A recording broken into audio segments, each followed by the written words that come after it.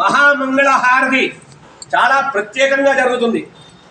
ఈ మంగళహారతిలో మనము సకల దోష నివారణం అని చెప్పేసి ఒక ప్రత్యేకమైన హారతి ఎలా ఉంటుందయ్యా అంటే, కొబ్బరి చిప్పలో అంటే కొబ్బరి కుడక ఉంటుంది కదా, కొబ్బరి కుడకలో మంచి నెయ్యి, ఆవు నెయ్యిని వేసి ఒక పువ్వొత్తు వేసి ఆ యొక్క హారతి అంటే ఆ యొక్క దీపంతో మహామంగళహారతి పరమేశ్వరుడికి సకల దేవతలు ఇక్కడ ఉన్న ప్రతిష్టాపన చేసిన ఈ యొక్క మన దేవాలయంలో ప్రతి ఒక్క దేవతకు కూడా అర్పిస్తుంటాము.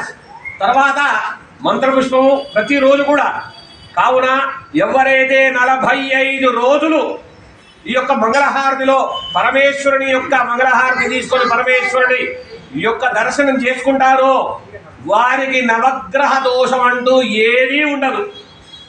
ఇది నేను ఒక్కరినే కాదు, మహాత్ములు మహనీయులు త్యాగంటి కోటేశ్వరరావు గారు, గరికపాడ గారు, తర్వాత ఎంతోమంది మహనీయులందరూ కూడా ఈ యొక్క విషయాన్ని మనకు మనవి చేస్తూ ఉన్నారు. యూట్యూబ్లలో అందరూ చూస్తూనే ఉన్నారు, కానీ మీరు రావట్లేదు. కానీ రావాలి. వస్తే మీ యొక్క జీవితం అంతా కూడా మారిపోతుంది, సుభిక్షంగా మారిపోతుంది. మీకు ఏదంటూ కావాలన్నా కానీ పరమేశ్వరుడు మీ యందు ఉండి మీకు ఆ యొక్క వస్తువు ఆ యొక్క కోరికను తీరుస్తుంటాడు. కాబట్టి ఎవరైతే 45 రోజులు ఈ యొక్క మంగళహారతిలో పాల్గొంటారో వారందరికీ కూడా పరమేశ్వరుని యొక్క అనుగ్రహం కలుగుతుందని చెప్పేసి నేను మనవి చేసుకుంటున్నాను. తర్వాత ప్రతి మంగళవారము ప్రతి శుక్రవారము సాయంత్రం 5:30-6 గంటల మధ్యలో ఆడవాళ్ళు అందరూ కూడా ఇక్కడికి వచ్చి లలితా సహస్రనామ పారాయణం జరుగుతుంది. దీని యొక్క మహత్యం ఏమనగా 10 మంది కనుక పారాయణం చేస్తే 1,20,000 అంటే 12,000 పారాయణం.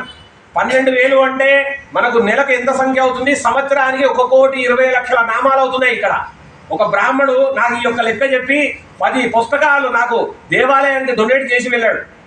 ఆయన ఈ లెక్క చెప్పేసి, ఎందుకంటే మన దేవాలయంలో ప్రతిరోజు కూడా అన్నదానం జరుగుతుంది, రుద్రాభిషేకం జరుగుతుంది, పొద్దున సాయంత్రము.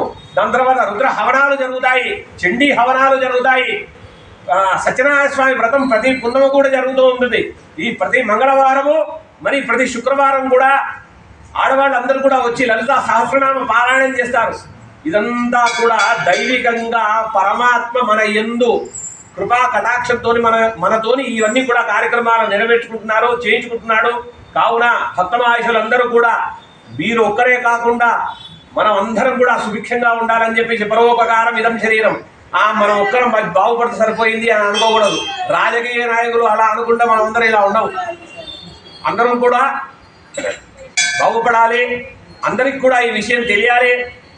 భక్తమాయుషులు అధిక సంఖ్యలో ఈ యొక్క దేవాలయానికి రావాలి, దేవాలయంలో పరమేశ్వరుని యొక్క అనుగ్రహాన్ని పొందాలి, బ్రాహ్మణ చేతుల వేదాశీర్వచనం తీసుకోవాలి, తీర్థప్రసాదం తీసుకోవాలి, ఆ ప్రసాదాన్ని గ్రహించాలి. ఇవన్నీ కనుక చేసుకుంటే పరమాత్మ యొక్క అనుగ్రహం కలుగుతుంది. నమ పార్వతీపదే హర హర మహాదేవ హర శంభో.